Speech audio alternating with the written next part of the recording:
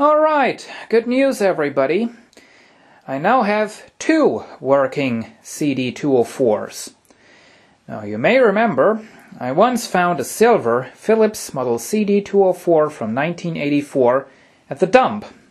And sometime later, the electronics for the eject mechanism failed.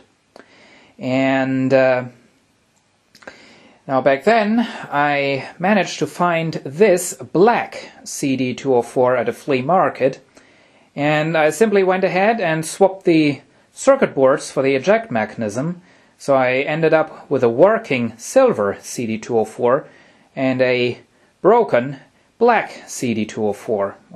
Well, now this thing is not really black. The front is kind of brownish, very, very dark brown. But anyway, today I finally came around to do something about the fact that this is broken. I had somebody suggesting, and I don't remember who, but somebody suggested that I just go ahead and replace all the transistors on that circuit board. Now that sounds kind of massive, but we're talking about 8 transistors here, so it's not all too bad. Well, finally came around to actually do that, and success! Well, it works. It works. Here we have the circuit board, and you can see the transistors on there. And hold on. Here we have a little bit of a schematic, and as you can see, there are 8 transistors on here. We have a bunch of BC548s, which are just your standard NPN transistors. We have 2 BC328, which are PNP. And then we have these. A bit of a mystery. I think these are BC338s. But on the housing it says C33825. I googled that and I ended up with that name, so I guess it's all right. Those are NPN transistors once again. They're all in the TO92 case.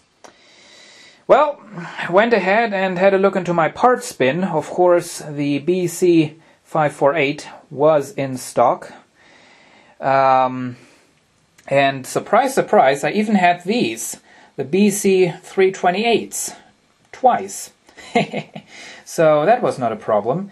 I didn't have these, so I just went ahead and used some other BC548s, which are NPN transistors, and since these transistors are just doing some switching, it's not that important to replace them with the exact type. So put in those instead of those, and well, it still works. So yeah, without any further ado, let's go ahead and eject this. There we go, and that wouldn't work previously. It would go in,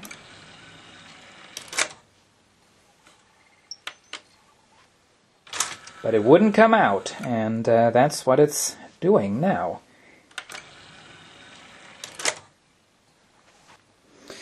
And yeah, I just remembered something else that you really want to check when you have one of these old CD players.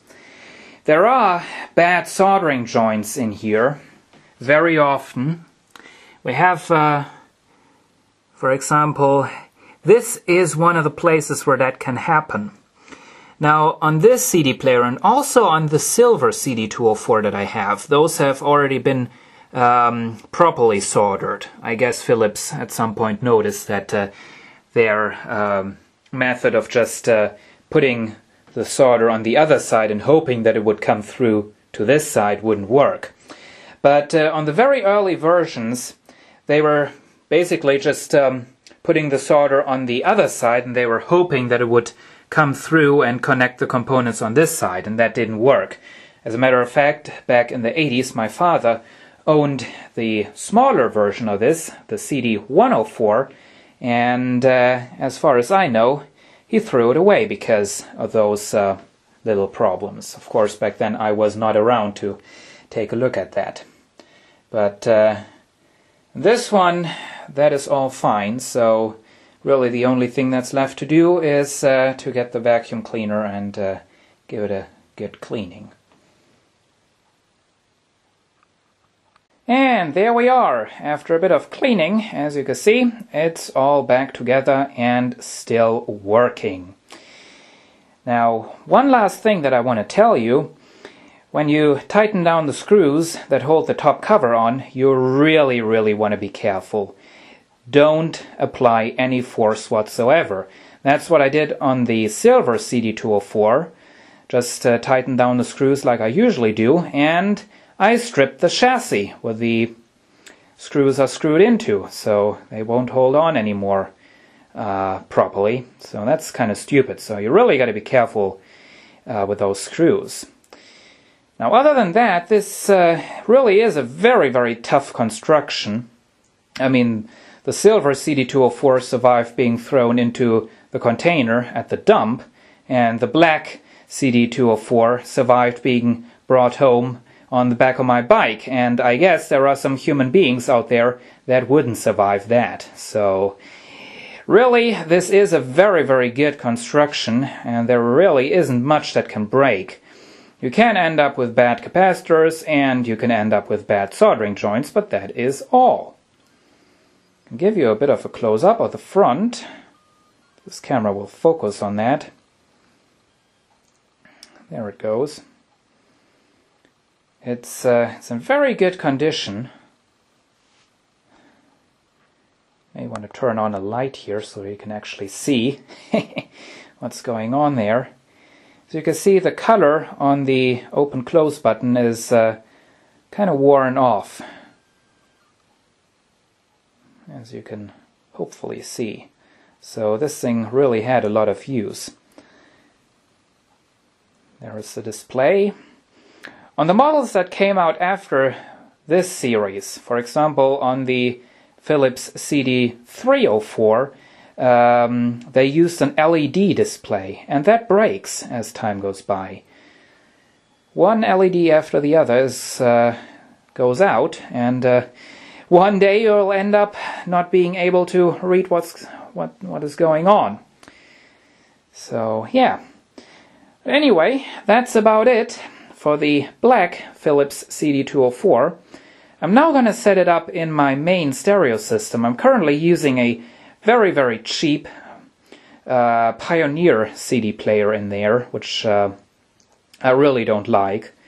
So this is really going to be a great replacement. It doesn't have remote control, of course, but that's not all too important. It does have an extraordinarily high quality. I mean, except for the faceplate, just about everything is made out of metal in this thing. And yeah, you really can't get that kind of stuff anymore nowadays unless you pay, well, 2,000, 3,000, 4,000 euros, something like that. So yeah, hope you enjoyed this video, and see you again soon. We may take a look at this thing whenever it's set up in my main stereo system. Who knows?